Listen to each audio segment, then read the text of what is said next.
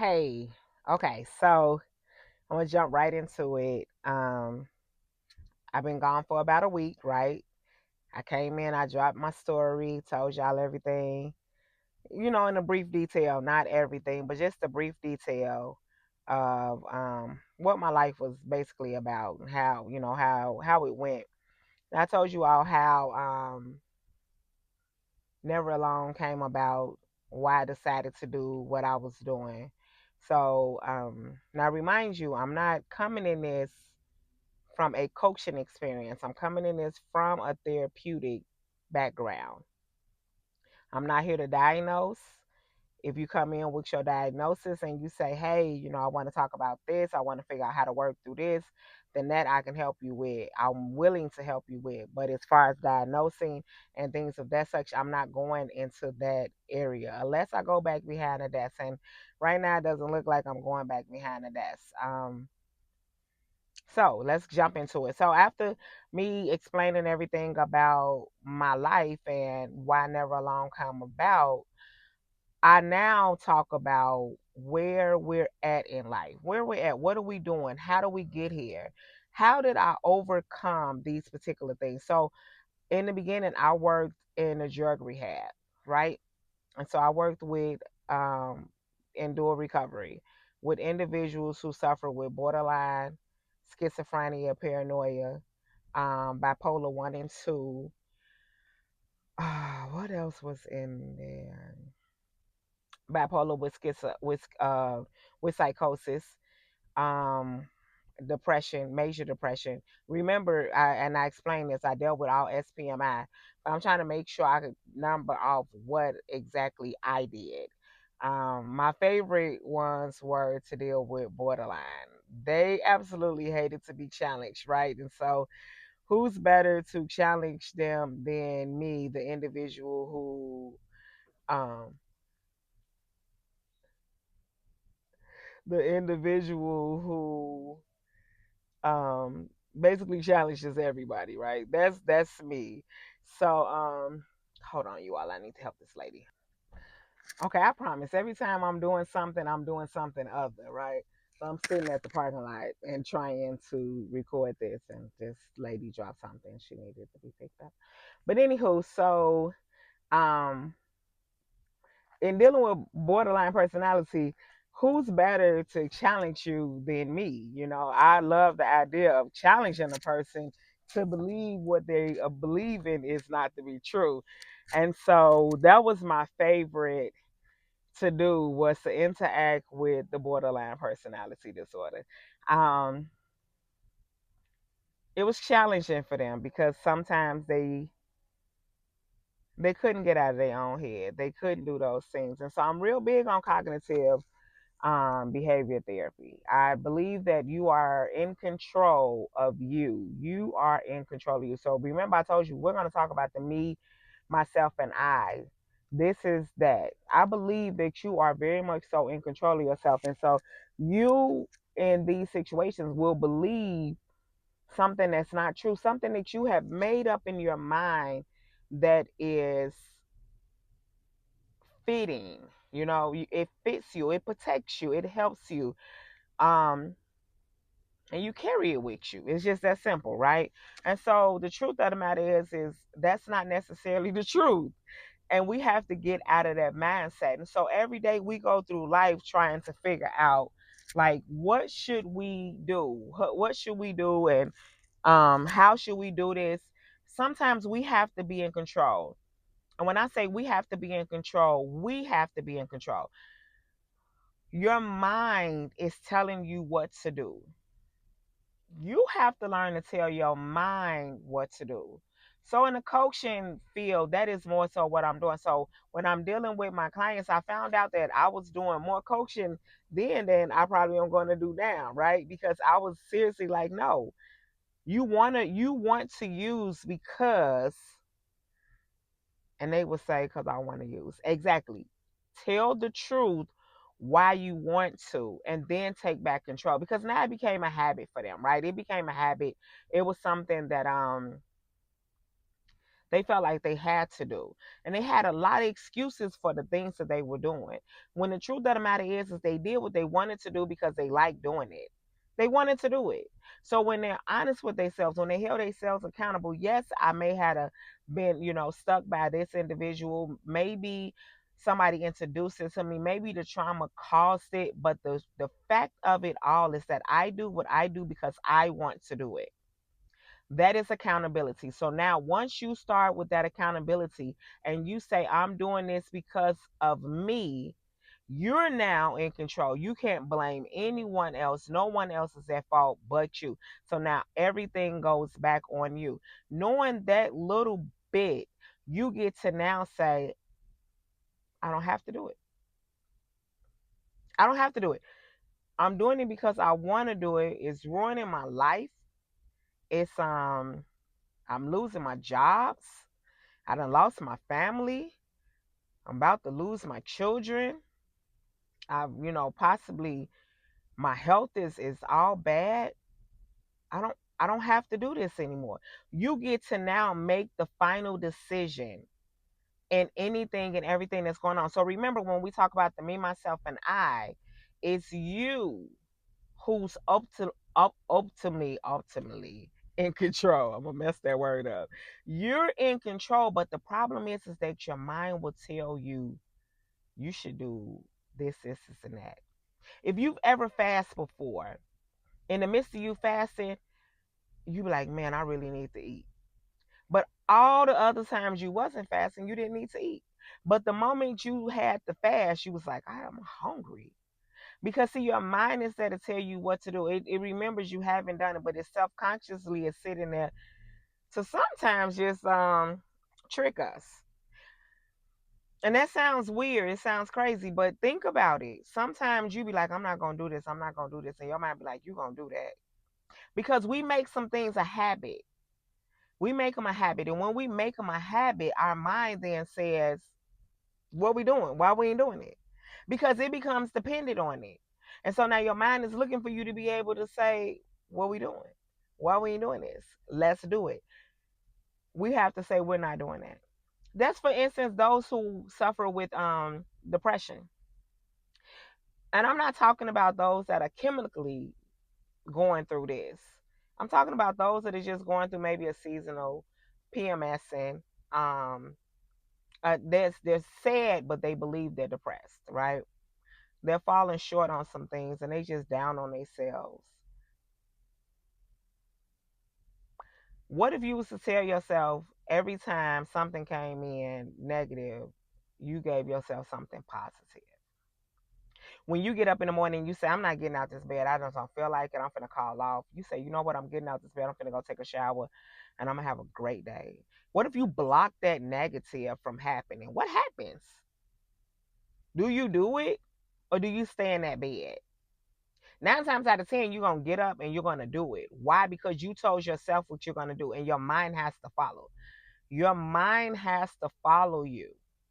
You can say exactly what's going on. Once again, be honest with yourself. Hold yourself accountable and be honest with yourself. I am upset. I am down. My mother just passed away. My father just passed away. My children are acting up. I'm going through a divorce. Whatever you want, whatever is going on, you get to change the narrative in that. And you get to say, yeah, all those things are happening, but I'm not affected by that. Like I'm having a really good day. I'm going to have a really good day. And maybe all those things just had to happen. It's said that it happened. Nobody wants to lose a loved one. No one wants to go through life without these people that they've been with their entire lives. No one wants to do that, especially with someone that they love so dearly. But the reality of it is, it happens, right? It's going to happen. And so now we have to figure out how do we work around that. I'm sad about that. I don't want to have to go through that. But you know what? I'm going to make the best out of their life that I had with them. I'm going to remember all the good instead of remembering all the bad. I'm going to block the negative and make it into a positive. So that's what that cognitive behavior come in at. You're in control of the me, myself, and I. So when you think about the me, myself, and I, you think about what came first, the spine or the brain or you. when you go to breaking that all down, and I talk in terms that people can understand, okay? Because I don't want to go over your head. I want you to understand everything that I'm saying. And so the first thing that came about was your spine, right? Then your brain, okay? I think your heart and all that coming in. I'm talking about these two things. Then you come, right? So me, myself, and I. So that spine, what happens is that spine sends you a, and if it's a medical person in here that want to correct me on that, do that for me and tell me exactly how that works, like with the heart and all that other stuff. I'm not talking about that. I'm talking about the spine and the brain and then yourself, right? And so now what happens is that that spine it sends up signals. So when you get hurt in a situation, the brain is like, man, that I think that hurt, right? And so it sends down this signal and says, did that hurt? And the spine be like, oh shoot. You ever realize like sometimes you stump your toe and it's a delay because it's sending a signal to say like, hey, we stumped our toe. You be like, ah, that's why, right? And so it's a signal. It's like it's a transmit. It's going back and forth, and it's transmitting all this information. And your brain is your storage box. It stores everything. Your brain is there to protect you. Your brain is there to make sure that whatever happened to you in the past that hurt you will not happen again. Whatever felt good to you will continue to keep feeling good, right?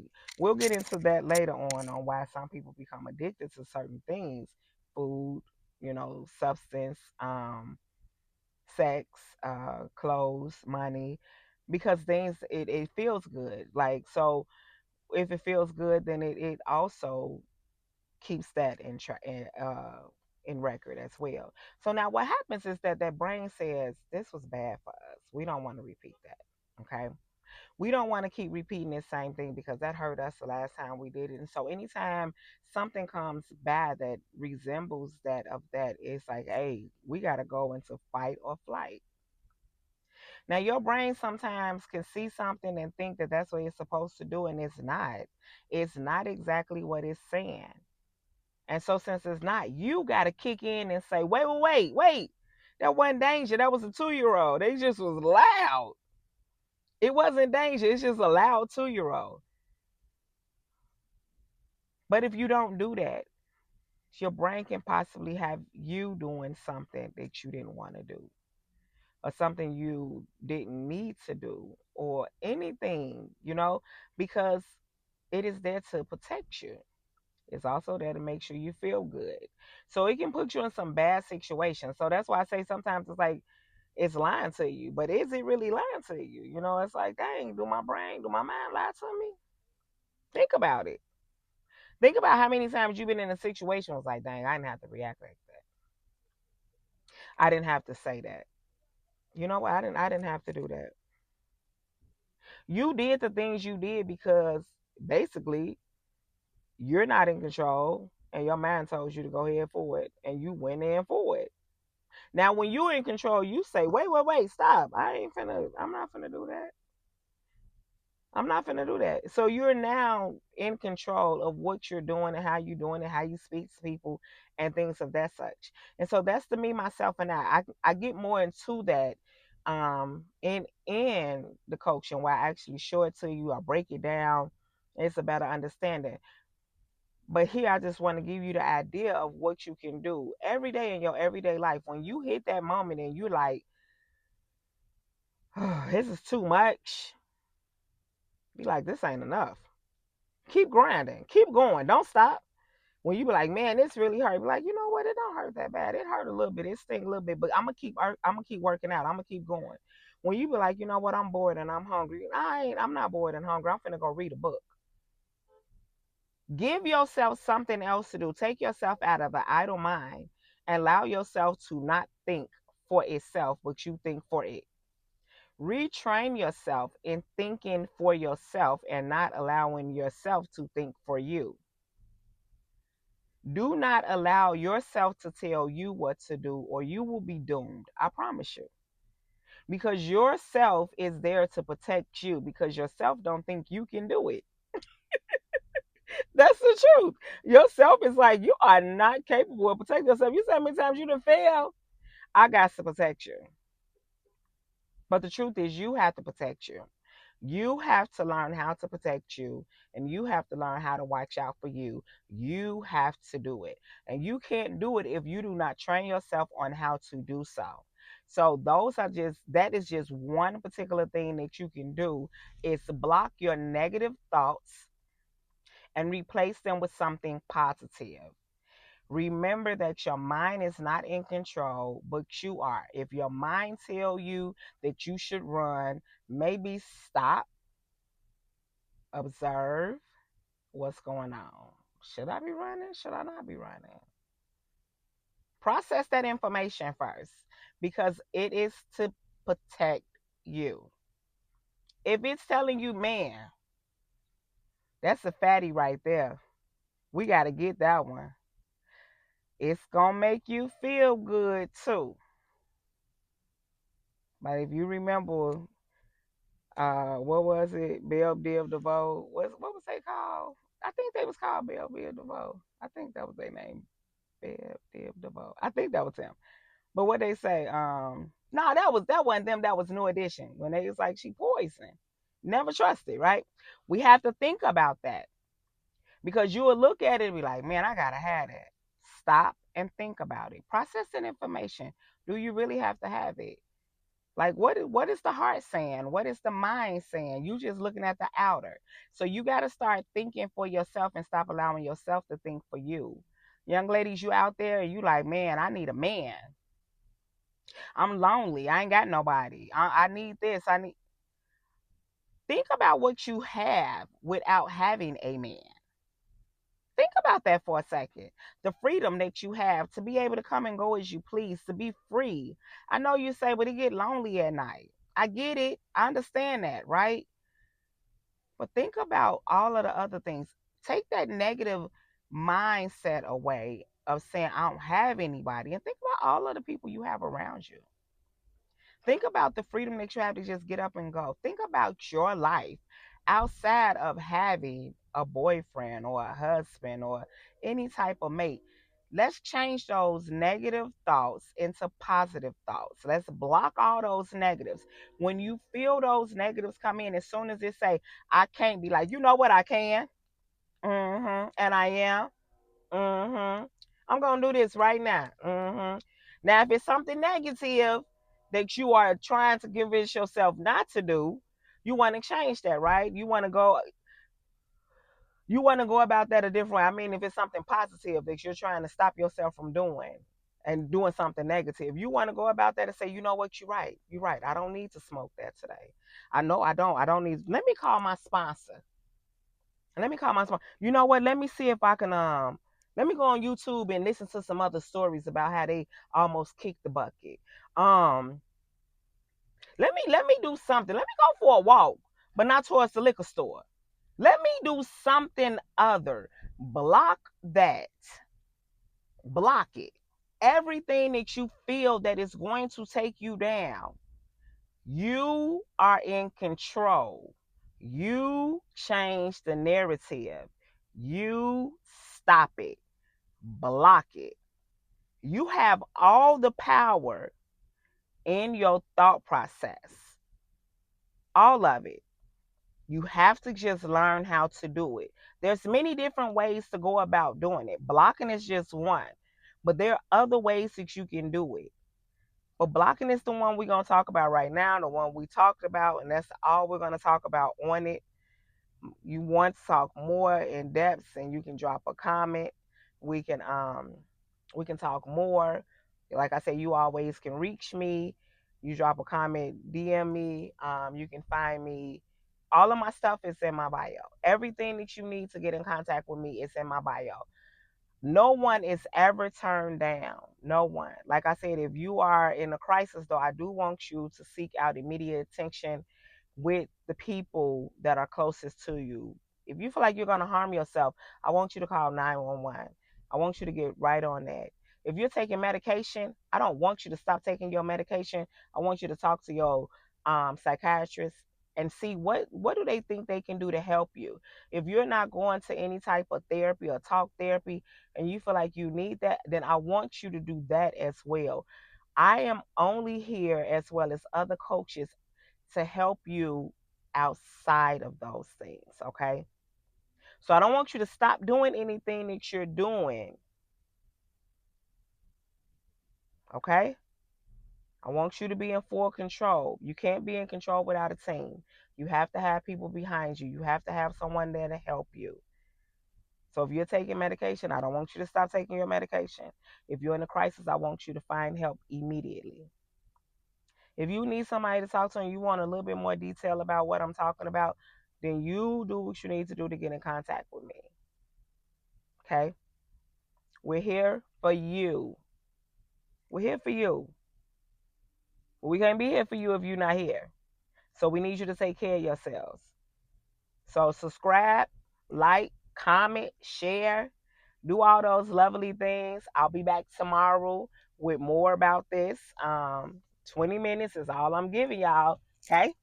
And we'll be back tomorrow. I appreciate you all for listening, and we will talk again soon. Have a great night.